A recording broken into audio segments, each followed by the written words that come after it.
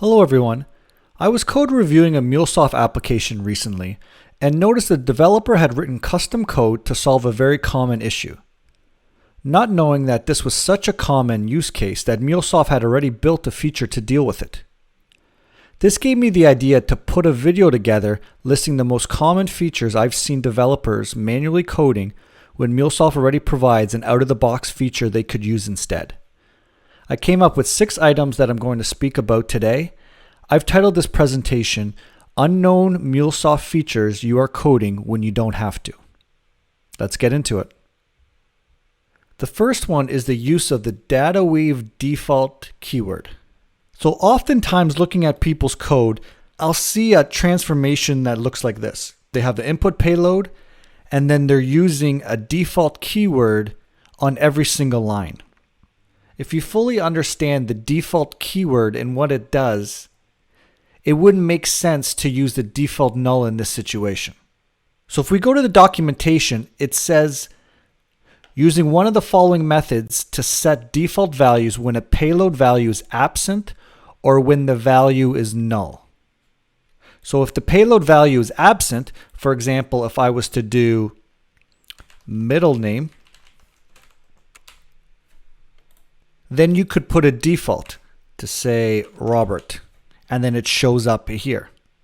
However, the reason why default null doesn't make sense is that if this middle name is absent, the value is null anyways. So if you're setting it as null as default, you don't have to, because MuleSoft already provides the null value if the payload value is absent. And in the second case is when the value is null. So in this case, last name is null. So you could put a default as unknown, and then unknown will show as last name. But the default null that you're setting it is redundant because if the value is null, MuleSoft just prints it out. So you're overwriting null with null. So in most cases, default null is not needed, because the DataWeave selectors will just return null if in those two use cases. This is also the case for many other selectors. For example, if you're trying to get an array index that doesn't exist. So for example, the first element is first name, so it prints JSON, but there's more than, say if you try to access the 7th element, you're going to get null, so it doesn't exist. So you don't need a default there, a default null, because you're going to get null already. This is the case for all the MuleSoft selectors. If the key doesn't exist or the value is null, it's by default null already, so you don't have to specify default null again. The most common use case that you'll ever need a default null is with typecasting. So for example, if say you have an as keyword, so as number, you'll notice that this will throw an error. So in this case, if you wanted the logic that says, hey, if I don't get a number under first name, then default it to null. But in that case, you might not even want to default to null. Maybe you want to default to another number. In summary, you don't have to add default null to all your transformation lines if you're just doing basic selections, because the selectors in MuleSoft will automatically return null if the key doesn't exist or if the value is already null. The second on the list is HTTP response status codes. So when you're using the HTTP request connector in MuleSoft, what will happen is this is an example of a request coming back using the debug logging. So this is your typical HTTP response or packet header, and then this is the payload. MuleSoft by default will take the status code and put it into a variable named attributes.statuscodes.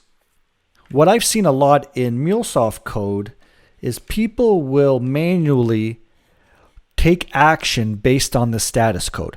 For example, they'll always check the status code coming back from the HTTP requester and say, hey, if it's 200, it's a success. If not, it's an error. Throw an error. But what some developers don't know is this common pattern is actually built into the HTTP requester. For example, if you want to throw an error if the status code is in a certain number or a certain range, instead of this pattern where you're using the choice, you can eliminate all that code and use what's inside the response section, and under response validator, you can put in values that you want it to succeed on.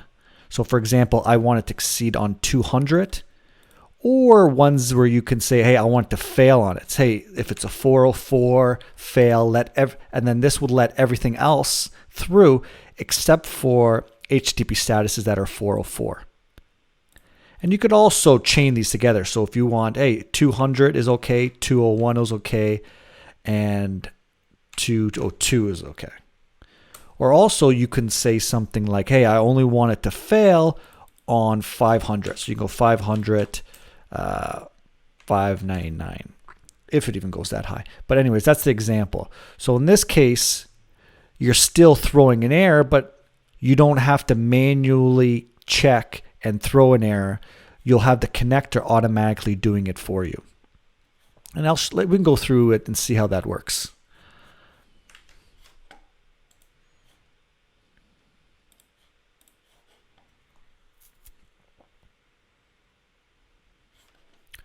So this is the old flow.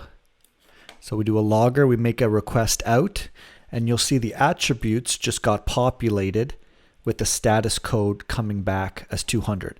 So if I look inside the debug logging that we have turned on, so this 200 value got put in the status code, and then this choice is checking the status code, so it should go up in the top one. But in this bottom case here, it's doing a validator of 200. So it's only going to go to the next step if this HTTP status is 200. So in the logger, we got back at 200, and now we're in the logger here, and the attributes are still set. It's just that we're not explicitly reading them. And let's do a quick one just to show the error handling scenarios. So we're going to modify this API URL to just be one that doesn't exist. So in both cases, we're just going to mess up the URL.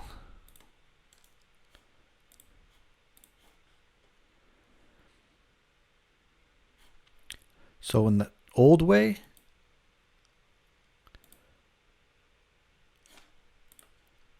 we got a 404 back. Our attribute.status took that value, 404, and now we're in the bottom of the choice, and then we're throwing the error. And then we can handle the error how we want in a catch, or you can go directly into the catch using the validators. So it throws at the point, it validates the 404 that came back, throws the error at the HTTP connector, and then goes directly to the error catching. And then you could put that logic and code here, which you would have either in here or in an error handling after you deal with this error. And in summary, this use case is if you're manually checking the attribute status code to decide whether something was successful or not and whether you need to throw an error, you can add that logic directly on the HTTP connector using the response validators in the response tag. Moving on to our third one, logging input payloads. Now this is a little bit of a contentious issue with me that I've brought out in previous videos. I don't like logging payloads for many reasons. It clogs the logs, it could have sensitive customer information, and in some cases it may even be illegal, depending on whether you're a private or public company, what type of information you're logging, what state or country that you're in. But I understand it's very important for debugging and solving issues that always come up. So I understand when I do see it in people's code, but maybe we can do it in a better way using a feature MuleSoft provides. So some of the ways I've seen people logging payloads.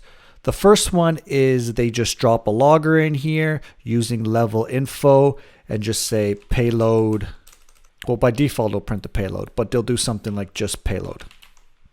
I don't like this way because you're actually coding it into your application and then it gets checked in, deployed to production. And even after you validated that your code works for an extended period of time and you don't need these payloads anymore, they usually stay in there because you'll need another code release to actually change it. And in some organizations, that includes a Jira ticket, testing documentation, and the whole development lifestyle pipeline. And it becomes such a cumbersome process that usually they never get removed. So some developers understand this, and I've seen them try to come up with another solution using logging as well. But in this case, what they'll do is they'll change the logging level to debug, still print out the payload. But in this case now, they can control it through a log4j, where they'll only log in payloads if they have wire debugging turned on. I agree this is a better step because you don't need a code deployment to show these log messages. You can just do it with the Cloud Hub properties. However, what I found is if you turn on logging debug, you're going to get so many other sensitive material. You're going to get every time there's a request outbound, request inbound. You're going to get debug messages from built-in connectors. You're just going to clog up your logs with messages that you don't need and make debugging even harder, which was the whole point of trying to put in this message in the first place. Now I'm going to show you a slightly better option than both of those that MuleSoft provides using, again, log4j. So we're going to change this to just a normal log message. But in our log4j, instead of doing wire logging for all HTTP message loggers, you can add granularity to that by specifying just one component that you want to debug wire log through. So in this case, we're going to do our listener. So our listener name is ST Solutions HTTP listener config. You can also get it in the XML by using the name tag on the listener. So if you add this till the end of the HTTP logger like I have right here, it'll only debug log for just that listener. So let me save it and run it.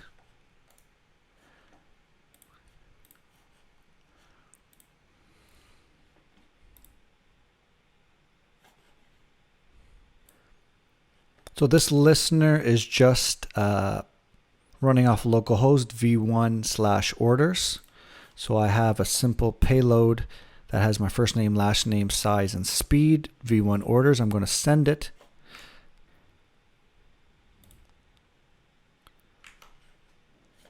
So it's already gone through the listener. You'll see there's a debug wire message for the inbound request. So this is my Postman payload.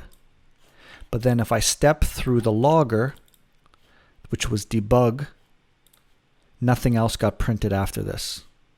You can see nothing got printed after this. And then on the way out, this is my response, which ended up in Postman. And in summary, I don't like printing payloads out, but if you have to do it outside of code, and using log4j, you can specify down to the component that you want to debug logging off of. So you can minimize how much sensitive information you're printing. And because this is outside code, you can quickly turn this off with a Cloud Hub property. Moving on to number 4, saving payloads. This one and logging payloads are by far the ones I see the most often. Saving payloads just means that somewhere in the flow, usually at the very beginning, someone will take the input payload and save it into a variable to use it later. And I understand why this is done, because often between getting the payload from the listener and creating the response, there's a lot that happens in the middle. And maybe this is a habit if you came from an object-oriented programming background. But it's much easier to just save the variable and then refer to it whenever you need it. However, in integration programming, this wastes memory, and a lot of the features that MuleSoft provides are only accessible if you have this notion of a message-oriented middleware where a message is traveling from the start to the finish and getting enriched as it flows. And there's a defined integration pattern for this named Content Enricher. And what it describes is, pretend this is your HTTP listener. You get a basic message coming in, and then you do outbound requests to enrich that message from external sources. And then your destination or your target, your HTTP response, is now the enriched message of the original and any attributes or calculations you did from external sources. Let me show you what that looks like in MuleSoft code. In the first use case, you have your listener coming in, and then you have setting a variable, which in this case is called input payload, and we're just storing the whole payload object. Then we make an outbound request because this is going to make us lose our payload, but because we have it stored, we can access it. That's just transformations from the request coming back. And then at the very end, what we do is we kind of combined everything together to get our response.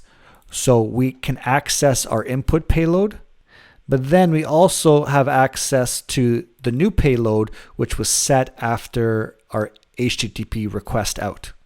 And yes, this works at a basic code level, but let's talk about some of the disadvantages. The first one is memory. So these API calls are meant to be concurrent. So if something's calling this API 10,000 times in an hour, this flow is saving the payload in a variable 10,000 times. If these payload sizes are large, you're storing every single one of them in your limited memory server on CloudHub. The Java garbage collector will clean these up if it detects that they're not being used, like the flow is ended. However, if you're getting so many requests quicker than the garbage collector can clean it up, you're going to get out of memory issues.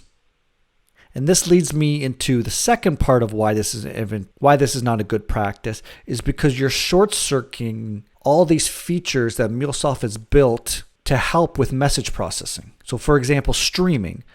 So if your payload is coming streamed, for example, from an FTP server or a database, you no longer are processing the payload in chunks. You're saving the whole thing into a variable. Again, if you're dealing with large sizes, that's a chunk of memory that you're going to take up that's unavailable from another concurrent execution. Also, if you're doing any type of M units, you're no longer validating your payload as it gets enriched throughout your flow, because there's no gradual transformation anymore. Now it's like you store your payload and then you have a whole bunch of variables and then you just combine it at the end. So instead of doing that, you can implement the content enrichment pattern by using what's called target variables. So you can specify that instead of overwriting your payload from the response coming back from your HTTP connector, instead store the payload that came back into a variable called pricing results. In that case, your payload doesn't get overwritten. It's still the same it is when it came over, but now you can use the payload and then enrich it with the variable that came back. So the transformations of your payload is happening gradually throughout the process of your flow. And this is the same you can use for flow variables. They also have a target and a target variable. And also you can use this target variable to discard extra information you don't need. So for example, you're trying to enrich your payload by adding an external customer ID. You can go out to that system, get the whole customer, but only store in a variable ID that came back. Again, not storing extra information in a variable that you don't need. Less memory print, less data to work with. So we'll see how that looks like. I think everybody understands the first one, but let's just quickly do the second one.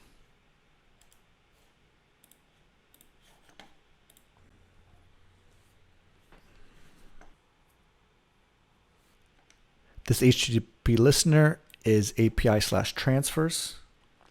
So in this case, we're passing in account information and an amount. The amount's 2.5. So we go outbound to get, in this case, we're using a price of Bitcoin. So we're going to get the current price, but the payload you'll see is still the original Postman payload. And we stored the response in the target variable pricing results. So in pricing results, this is the Bitcoin prices in different currencies. So now we can put that all together, but we're still to create the response, but most of our fields are coming from the payload. And then our variable, I had to transform it because it came back in an application JavaScript output type.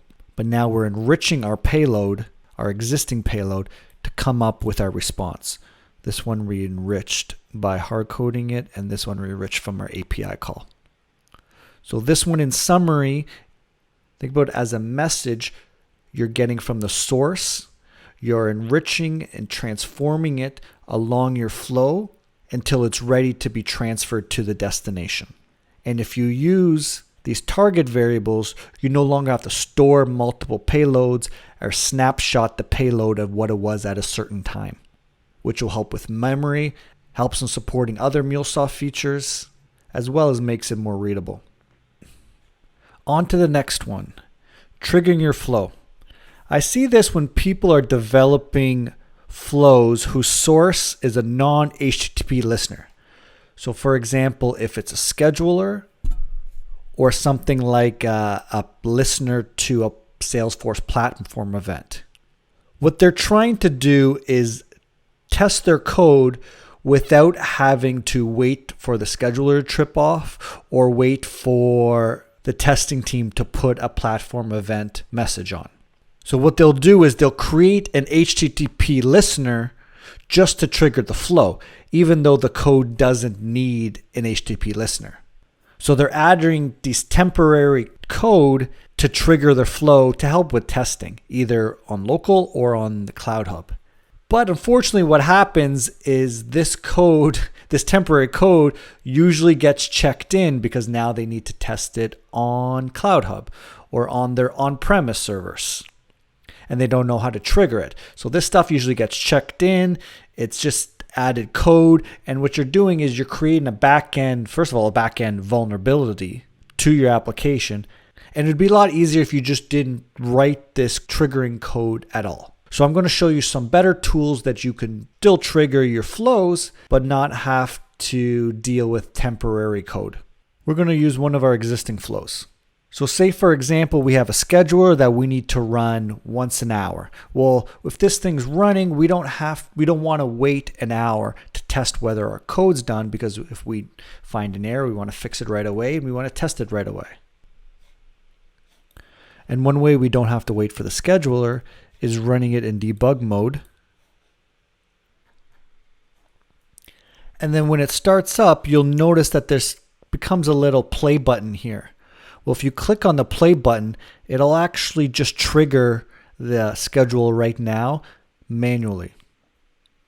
So that way you can run through your code, make sure it works, and then don't have to wait. Like if this is on a cron job, you don't have to wait till when it actually comes. Or you don't have to change the schedule or frequency just for your testing.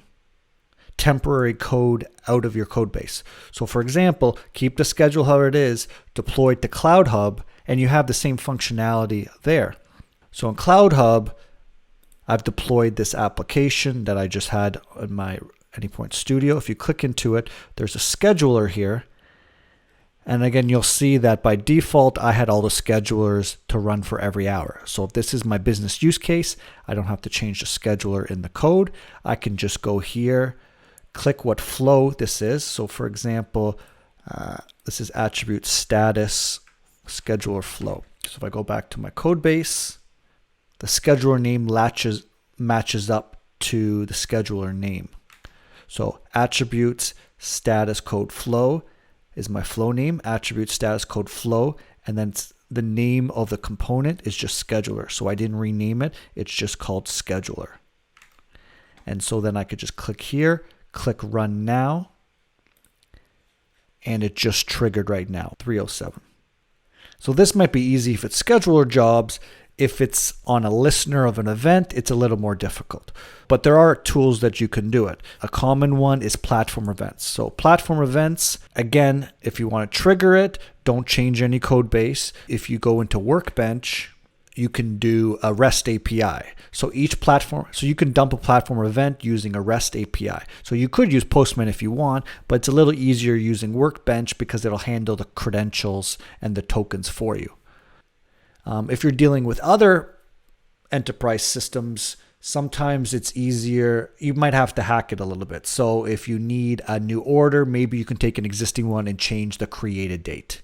Or if there's a flag that says, hey, resend, maybe you just click that flag and then your code can be tested. You can do that over and over again. But the point is, we don't want any unnecessary code that you don't have to create. If you just know how to trigger it from outside your code base, either using these MuleSoft tools or maybe something like from another platform, wherever your source system is. Keep test code out of your code base and off of your servers. And on to the last one, number 6, persistent storage. So this is where a developer needs to store a variable that's outside of their code base. So it becomes persistent over restarts, server shutdowns, and failures. So what they'll do is make a write to, say, a database of that variable and then check it later in the flow or in another execution. I was debating on whether to put this in a list, but I've seen it now twice. And of all the other ones in the list, this can save the most time by using MuleSoft's persistent storage. In both of the cases where this came up, it was to store watermarks. So for example, if you're running a scheduled job and you need to keep the last runtime. So you need to keep a timestamp of all records previous to that time that you've successfully loaded and now just need everything after that time. So in both cases, what they were doing is writing that value to an external database. So they'd have to create a database table. They would have to get it done by the DBA team. It'd have to get propagated to all the environments. And usually the database table would just be like one field, last runtime.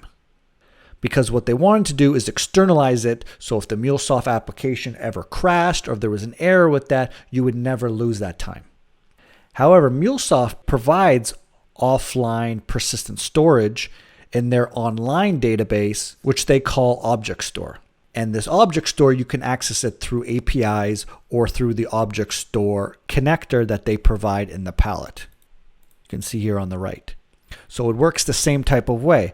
You retrieve a value from the Object Store, say the time now, and you can write to this Object Store, or in our case, you can overwrite the variable that you fetched at the beginning of the flow. And now let me quickly prove to you that you don't lose the Object Store after server restarts. So if I go to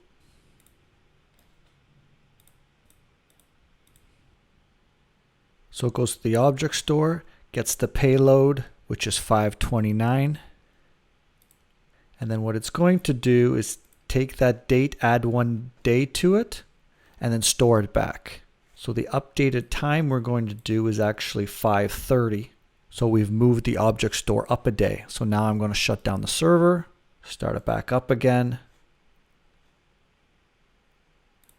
Actually, I'm going to make sure I don't wipe it.